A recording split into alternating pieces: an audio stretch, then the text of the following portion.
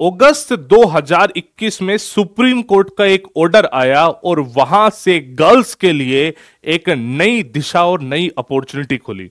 वो थी national defence academy. National defence academy एक ऐसी एक लौती एकेडमी है जिसमें ट्राई सर्विसेज ट्रेनिंग होती है, जिसमें बच्चा क्लास 12 के बाद एंटर करता है और सीधा ऑफिसर बन के ही निकलता है। ये अभी तक 2021 से पहले तक सिर्फ और सिर्फ बॉयज के लिए ओपन थी और यहां से ये गर्ल्स के लिए भी ओपन हुई और एक लौती ऐसी एंट्री बनी गर्ल्स के लिए जो कि परमानेंट कमीशन देती है, यानी till the age of retirement आप भारतीय सेना के साथ, चाहे आर्मी नेवी एयरफोर्स के साथ, आप एज ऑफिसर ज्वाइन करोगे और प्रेस्टिजियस सर्विसेज भी दोगे। ठीक है, मैं आपको समझाता हूं पूरा केस क्या है और अभी क्या अपडेट आई है।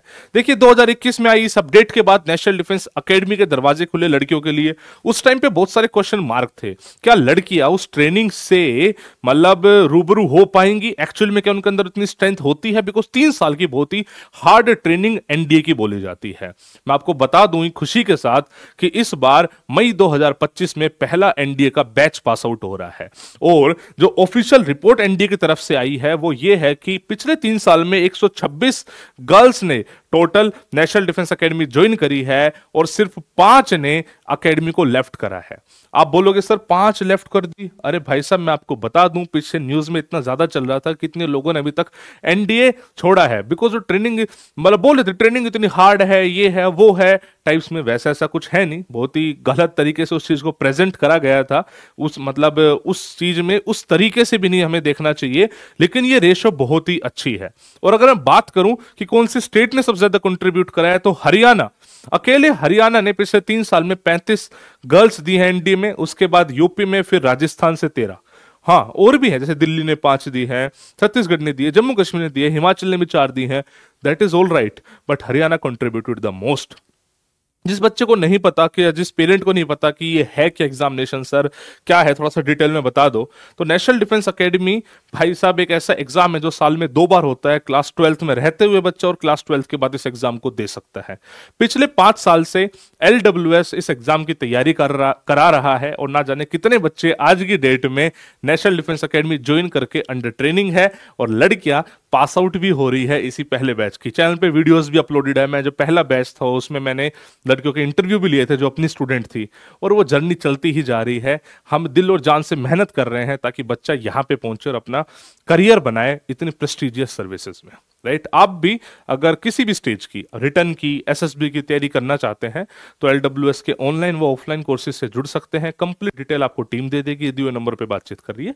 किसी टाइप की कोई इशू हो, कोचिंग नहीं लेनी तब भी कोई दिक्कत नहीं है, जानकारी आप ले सकते हैं। ठीक है जी, मैं आपको डिटेल बताता हूं। ये एग्जाम साल में 2 बार होता है, एक बार अप्रैल में, एक बार सितंबर में। आर्मी नेवी एयरफोर्स तीनों के लिए ही गर्ल्स एलिजिबल होती है। कंडीशन ये है कि नेवी और एयरफोर्स में सिर्फ तब जा सकते हो जब आपके पास नॉन मेडिकल स्ट्रीम हो। आर्मी में चाहे किसी भी स्ट्रीम से हो, non medical, medical, arts, commerce, bio, सबसे आप बेसिकली जा सकते हो।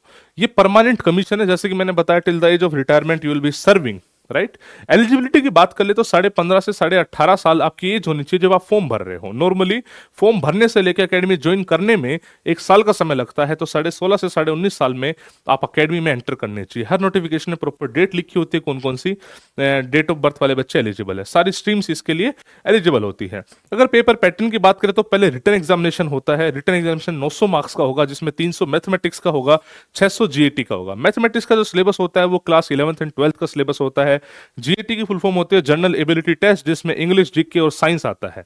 जब बच्चा ये क्लियर कर लेता है, लगभग 5 से 6 लाख बच्चा पेपर देता है और जब ये क्लियर रिजल्ट आता है तो लगभग 7.5 से 8,000 बच्चे इस एग्जाम को क्लियर करता है। वो पहुंचते हैं नेक्स्ट स्टेज में, दैट इज एसएसबी। एसएसबी की फुल फॉर्म होती है सर्विसेज सिलेक्शन बोर्ड, जो वर्ल्ड का the most difficult interview process बोला जाता है। लेकिन इसकी ज्यादा टेंशन आपको लेनी नहीं है। पिछले 2 साल में एलडब्ल्यूएस ने 500 से ज्यादा रिकमेंडेशन दिए हैं, हर एक एंट्री मिला के। एनडीए, सीडीएस, एफकेट, मतलब जब भी बच्चा या बच्ची फौज में अफसर बनना चाहेगी तो उसको एसएसबी इंटरव्यू देना ही पड़ता है। जिसमें मैं ये तो नहीं कह रहा कि भाई हम ऐसे हो गए कि हम जैसा कोई नहीं है, लेकिन हाँ हमने महारत इसमें हासिल करी है।